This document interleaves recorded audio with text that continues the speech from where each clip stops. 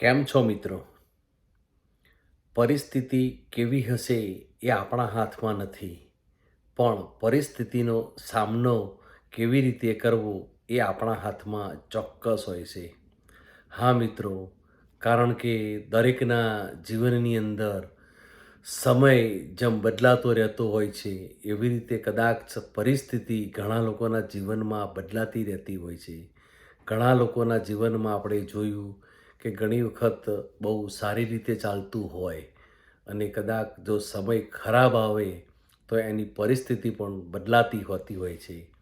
એટલે પરિસ્થિતિ ગમે તેવી હોય પણ એમનો સામનો કરવો એ આપણા હાથની હોય છે. એટલા માટે પરિસ્થિતિ ગમે તેવી હોય તો ડરી ના જવું, પણ એનો સામનો કરવો.